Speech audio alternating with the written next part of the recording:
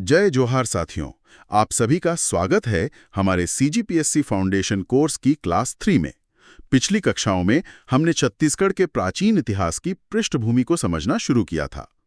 आज की इस कक्षा में हम दक्षिण कोसल, बस्तर क्षेत्र और नल वंश के उदय, उत्कर्ष और पतन को विस्तार से समझेंगे। और ये एक बहुत ही रोमांचक विषय है। बिल्कुल क्योंकि हम सिर्फ राजाओं और उनके युद्धों की बात नहीं करने वाले हैं। बिल्कुल। आज की इस विस्तृत चर्चा का उद्देश्य सिर्फ एक राजवंश का टाइमलाइन या कालक्रमिका रटना नहीं है। हमें उन ऐतिहासिक, भौगोलिक और राजनैतिक परतों को खोलना है जिन्होंने दक्षिण कोसल और बस्तर के उन दुर्गम जंगलों में इतने शक्तिशाली साम्राज्य को जन्म दिया। सही कहा।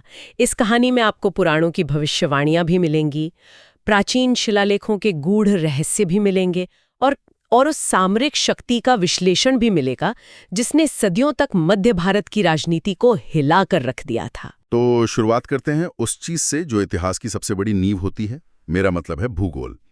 दक्षिण कोसल और महाकांतार के इस भूगोल को समझे बिना इस राजवंश की ताकत का अंदाजा लगाना बहुत मुश्किल है ना। देखिए, भूगोल और इतिहास का संबंध हमेशा से बहुत गहरा रहा है। जब हम दक्षिण कोसल और खासकर बस्तर के पठारी क्षेत्रों की बात करते हैं तो प्राचीन काल में इसे महाकांतार कहा जाता था। महाकांतार यानी अत्यंत घना और दुर्गम वन क्षेत्र। हाँ, महानदी और इंद्रावती जैसी विशाल नदियों की जो घाटियां थीं और जो घने जंगल थे, उन्होंने इस पूरे क्षेत्र को एक तरह का प्राकृतिक सुरक्षा कवच दे दिया था। तो इसका मतलब है कि उत्तर भारत या दक्कन के किसी भी बड़े साम्राज्य के लिए वहां पहुंचना आसान नहीं था। बिल्कुल भी नहीं। वहां बड़ी सेनाएं लेकर प्रवेश करना और फिर वहां अपना स्थायी नियंत्रण बनाए रखना, ये उस समय के साम्राज्यों के लिए लगभग असंभव चुनौती हुआ करती थी। तो इसी भौगोलिक एकांत ने नल वंश को एक सामरिक फायदा दिया। 100%। इसी सुरक्षा के कारण वे बिना किसी बाहरी हस्तक्षेप के अपनी सैन्य शक्ति और अर्थव्यवस्था को मजबूत कर सके। मतलब यह केवल एक जंगल नहीं था, यह एक प्राकृतिक किला था जिसने एक स्वतंत्र और संप्रभु राज्य के पनपने के लिए एकदम आदर्श स्थितियां पैदा कर दी थीं। ये भौगोलिक एकांत वाकई उन्हें एक अजय शक्ति बनाता है। लेकिन किसी भी राज्य को खड़ा करने के लिए केवल सुरक्षित भूगोल ही काफी नहीं होता। मेरा मानना है कि समाज और जनता की नजरों में अपनी सत्ता को वैध ठहराना भी उतना ही जरूरी होता है। बिल्कुल। और यहीं पर साहित्यिक स्रोत चित्र में आते हैं। हाँ, जैसे कि वायु पुराण और ब्रह्मांड पुराण में जो लेख मिलते हैं, उनमें कोसल प्रदेश पर नल वंश के शासन को लेकर बाकायदा भविष्यवाणियां की गई हैं। तो क्या इस वंश का संबंध सच में उन पौराणिक राजा नल और दमयंती की कथा वाले निषद प्रदेश से था? देखिए, प्राचीन भारत की राजनीति को अगर आप बारीकी से देखेंगे तो पाएंगे कि शासकों द्वारा अपनी वंशावली को किसी महान पौराणिक नायक से जोड़ना, यह एक बहुत ही सोची समझी कूटनीति का हिस्सा होता था, जिसे हम पॉलिटिकल लेजिटिमेसी या सत्ता की वैधता कहते हैं। एकदम सही। जब कोई नया राजवंश उभरता है तो उसे स्थानीय सरदारों और आम जनता का विश्वास जीतना होता है। खुद को नैषद प्रदेश के पौराणिक राजा नल का वंशज बताकर इन शासकों ने अपनी सत्ता को एक दैवीय और ऐतिहासिक गरिमा दे दी। तो ये एक तरह का वैचारिक उपकरण था। हाँ, इतिहासकार डॉक्टर के झा का विश्लेषण यहाँ बहुत सटीक बैठता है। उनका कहना है कि पुराणों में वर्णित नैषद प्रदेश की पहचान दक्षिण कोसल के इसी समीपवर्ती क्षेत्र से की जानी चाहिए। और वायु पुराण का वो उल्लेख कि ये शासक कोसल और निषद दोनों के स्वामी होंगे, ये साबित करता है कि ये कोई हवाई बात नहीं थी। ये तत्कालीन समाज में अपनी राजनीतिक धाक जमाने का एक बहुत ही पुख्ता तरीका था। सही कहा। लेकिन साहित्यिक स्रोतों के इस आवरण के पीछे का जो ठोस इतिहास है, वो पुरातात्विक साक्ष्यों से ही सामने आता है। अभिलेखों, ताम्रपत्रों और स्वर्ण मुद्राओं की खोज ने इस वंश की असली तस्वीर उकेरी है। इन पुरातात्विक साक्ष्यों से हमें उनकी अर्थव्यवस्था और प्रशासन के बारे में क्या पता चलता है? पुरातात्विक साक्षी ही वो धुरी हैं जिन पर नल वंश का वास्तविक इतिहास टिका है। जहां साहित्यिक स्रोत उनकी उत्पत्ति की रूपरेखा तय करते हैं, वहीं ताम्रपत्र और शिलालेख हमें बताते हैं कि उनका दैनिक प्रशासन कैसा था, भूराजस्व प्रणाली कैसी थी। ताम्रपत्रों में दर्ज भूमि अनुदानों के विवरण से तो साफ पता चलता है कि उनका प्रशासनिक ढांचा काफी सुव्यवस्थित था। बिल्कुल। उनके राज्य में मंत्री, सेनापति और राजस्व अधिकारी बाकायदा नियुक्त हुआ करते थे। लेकिन सबसे महत्वपूर्ण साक्ष्य हैं उनके द्वारा जारी किए गए सिक्के। सोने और चांदी के सिक्के? हाँ, प्राचीन काल में मुद्रा प्रणाली का सीधा संबंध राज्य की आर्थिक शक्ति और संप्रभुता से होता था। स्वर्ण और रजत मुद्राओं का चलन ये सिद्ध करता है कि नल साम्राज्य की अर्थव्यवस्था केवल खेती या स्थानीय वनोपज पर निर्भर नहीं थी। उनके व्यापक व्यापारिक संबंध रहे होंगे, शायद पूर्वी तटों तक फैले हुए। बिल्कुल संभव है, लेकिन इतनी स्वतंत्र अर्थव्यवस्था और सुगठित प्रशासन ये सब रातों रात तो खड़ा नहीं हो सकता। इसके पीछे कोई ना कोई मजबूत राजनीतिक पृष्ठभूमि जरूर रही होगी। यहाँ मुझे डॉक्टर के झा का एक और दिलचस्प सिद्धांत याद आ रहा है। उनका मानना है कि नल वंश के आरंभिक शासक शायद पहले सातवाहन साम्राज्य के अधीन पदाधिकारी रहे होंगे। सातवाहनों के पतन ने इस क्षेत्र में सत्ता का एक नया निर्वात, एक वैक्यूम पैदा कर दिया था। ये बहुत ही तार्किक सिद्धांत है। सत्ता का ये नियम है कि जब कोई बड़ा साम्राज्य बिखरता है तो उसके सामंत या सैन्य अधिकारी उस खालीपन को भरने के लिए आगे आ जाते हैं। और सातवाहन साम्राज्य ने तो सदियों तक दक्कन और मध्य भारत में एक छत्र राज किया था। हाँ, लेकिन जब तीसरी शताब्दी के आसपास उनकी शक्ति क्षीण होने लगी तो पूरे क्षेत्र में एक राजनीतिक शून्यता छा गई। नल शासक, जो संभवतः सातवाहनों के अधीन चक्रकूट यानी आज के बस्तर और नदी घाटियों के प्रशासनिक अधिकारी रहे होंगे, उन्होंने इस मौके को लपक लिया। उनके पास सातवाहनों की उन्नत प्रशासनिक कला और सैन्य संचालन का अनुभव तो था ही। उसी अनुभव का इस्तेमाल करते हुए उन्होंने स्थानीय जनजातियों और कबीलों को संगठित किया और नर्मदा से लेकर तुंगभद्रा तक फैले सातवाहन साम्राज्य के खंडरों पर नरों ने अपना एक अत्यंत मजबूत और स्वतंत्र साम्राज्य खड़ा कर लिया। ये तो हुई उनके राज्य स्थापना की बात, लेकिन जब हम इस नव स्थापित साम्राज्य के आरंभिक शासकों की बात करते हैं तो इतिहासकारों के बीच तिथियों और नामों को लेकर एक गहरा मतभेद दिखाई देता है। हाँ, आरंभिक वंशावली को लेकर थोड़ी उलझन जरूर है। कुछ इतिहासकार वृषभध्वज को पहला शासक मानते हैं, लेकिन ऐतिहासिक रूप से सबसे पुख्ता संदर्भ व्याघ्र राज का मिलता है, जिन्हें महाकांतार के शासक के रूप में समुद्रगुप्त की प्रयाग प्रशस्ति में भी दर्ज किया गया है। ये उलझन आखिर क्यों है? ये उलझन मुख्य रूप से लिपि शास्त्र या पैलियोग्राफी की जटिलताओं के कारण है। साथ ही साक्ष्यों का बिखराव भी एक बड़ा कारण है। मतलब अभिलेखों पर उकेरे गए अक्षरों की बनावट का अध्ययन। हाँ, अक्षरों की बनावट समय के साथ बदलती रहती है और इतिहासकार इसी के आधार पर तिथियों का निर्धारण करते हैं। चूंकि नलवंश का कोई एक ऐसा अखंड अभिलेख नहीं मिला है जिसमें पहले से लेकर आखिरी राजा तक की स्पष्ट सूची हो, इसलिए अलग-अलग साक्ष्यों की अलग-अलग व्याख्याएं हुई हैं।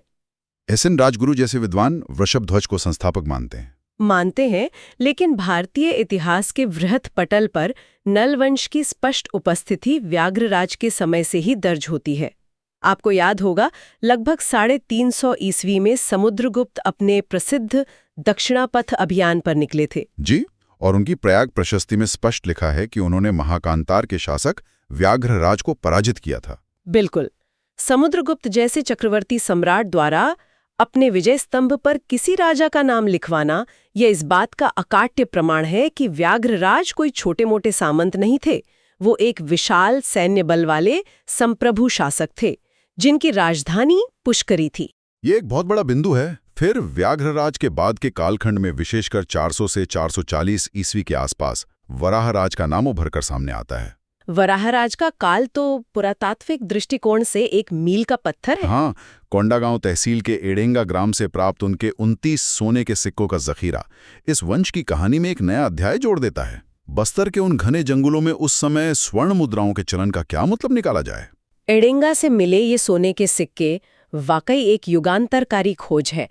आप खुद सोचिए, महाकांतार जैसे दुर्गम और जनजातीय बहुल क्षेत्र में, जहां वस्तु विनिमय या बार्टर सिस्टम ही अर्थव्यवस्था का मुख्य आधार हुआ करता था, वहां शुद्ध सोने के सिक्कों का मिलना कोई छोटी बात नहीं है। ये तो असाधारण घटना है। ये साफ दर्शाता है कि वराहराज के शासनकाल में नल साम्राज्य अत्यंत सुख, शांति और समृद्धि के शिखर पर था।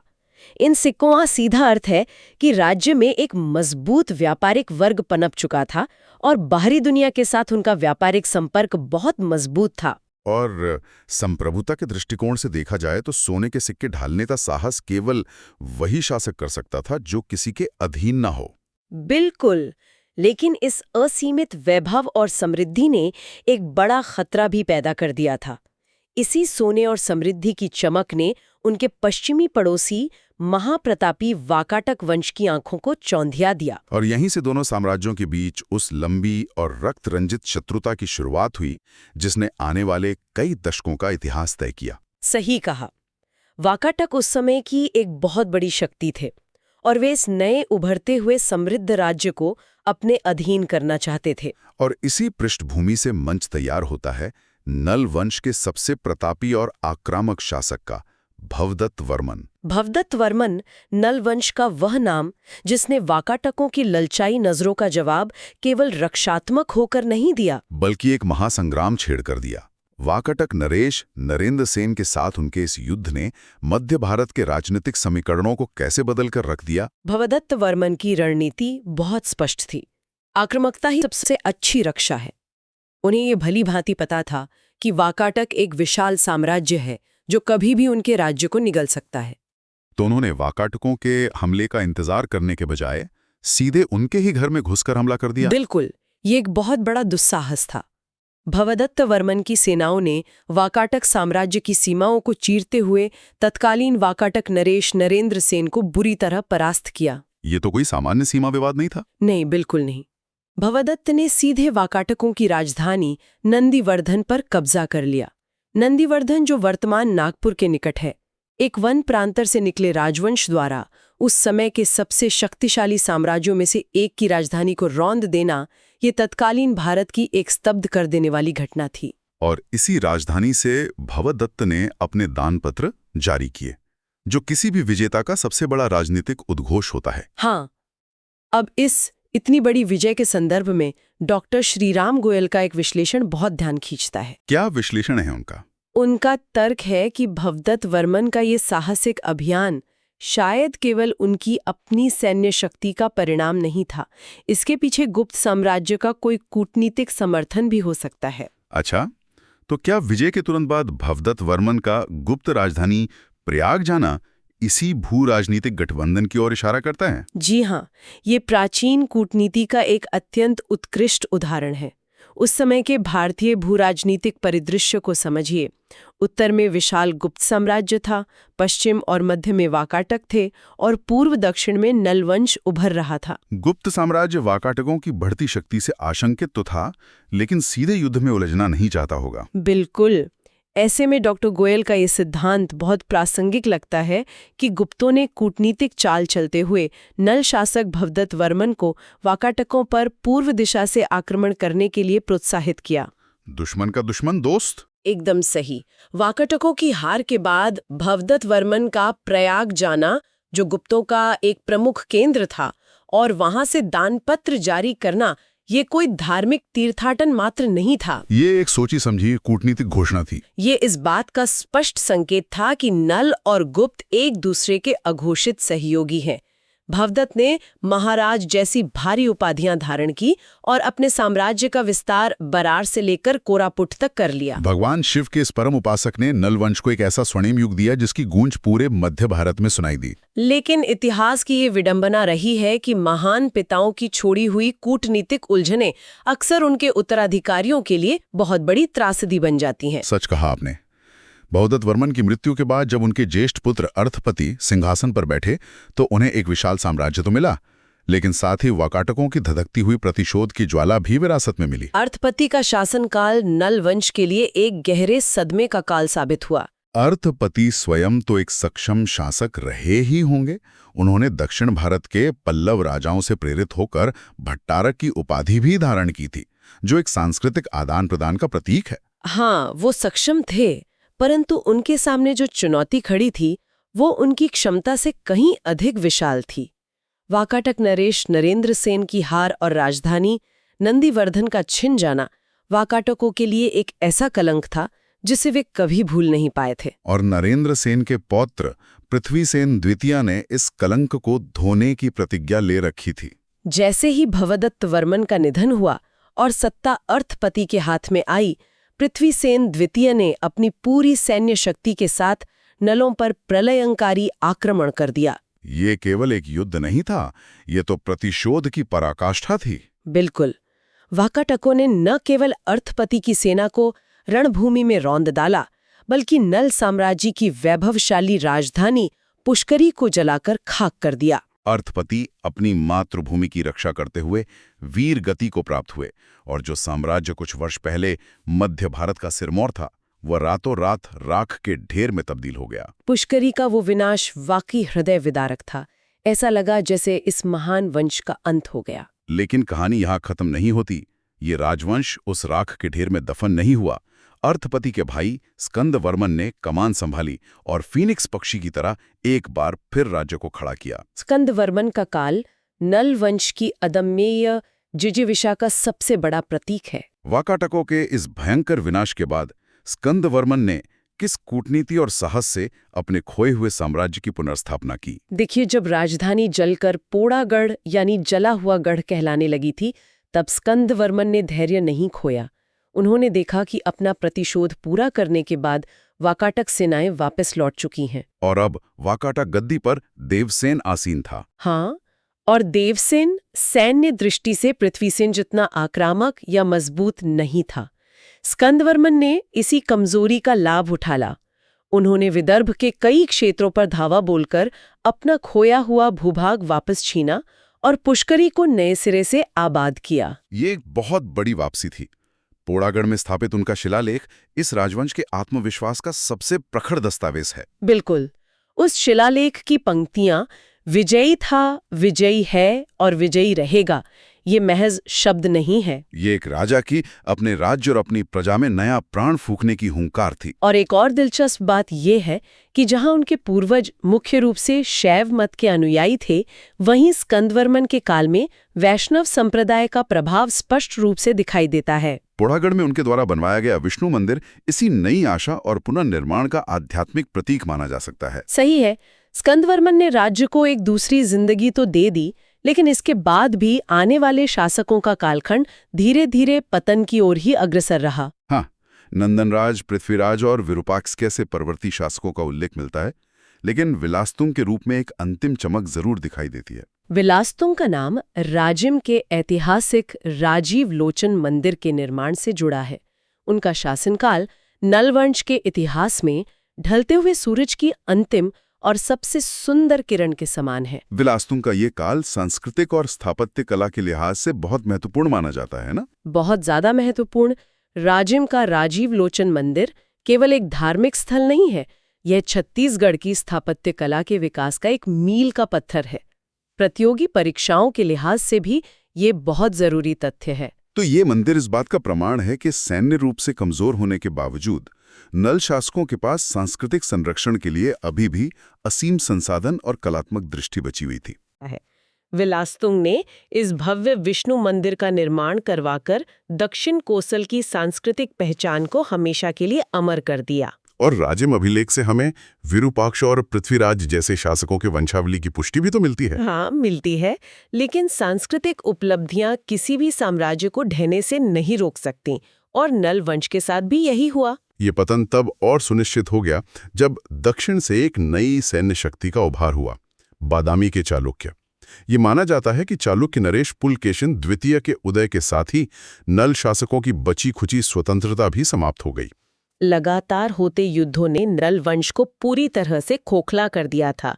कोई भी राज्य अनंत काल तक युद्ध की स्थिति में रहकर अपनी समृद्धि बनाए नहीं रख सकता। वाकाटकों के साथ हुए पीढ़ी दर पीढ़ी के युद्धों ने उनकी अर्थव्यवस्था और सैन्य शक्ति की कमर तोड़ दी होगी। जाहिर सी बात है, जब आप अपनी सारी ऊर्जा केवल सीमाओं की रक्षा और प्रतिशोध में लगा देते हैं, तो आंतरिक पतन निश्चित हो जाता है। इसी कमजोरी के दौर में 7वीं शताब्दी की शुरुआत में चालुक्य नरेश पुलकेशिन द्वितीय ने दक्षिणापथ पर अपना आधिपत्य जमाना शुरू किया। पुलकेशिन द्वितीय वही प्रतापी शासक जिन्होंने उत्तर भारत के महामली हर्षवर्धन को नर्मदा के तट पर रोका था। वही। अब ऐसे अजेय योद्धा के सामने कमजोर हो चुके नल शासकों के पास आत्मसमर्पण के अलावा कोई विकल्प बचा ही नहीं था। उन्होंने चालुक्यों की अधीनता स्वीकार कर ली। और जो साम्राज्य कभी अपने संप्रभुता के लिए वाकाटकों की राजधानी तक पहुंच गया था, वो अब महज एक सामंती दर्जे तक सिमट कर रह गया। ये समय का बहुत बड़ा फेर है। जब चालुक्यों के प्रभाव और नल वंश के पतन के कारण बस्तर और कोरापुट के उस सामरिक क्षेत्र में एक नया राजनीतिक निर्वात पैदा हुआ, तो इतिहास ने एक नई करवट ली। तो इस अंचल की सत्ता का हस्तांतरण किस दिशा में हुआ? इस खालीपन को किसने भरा? इतिहास में सत्ता का शून्यावकाश हमेशा नई शक्तियों को जन्म देता है।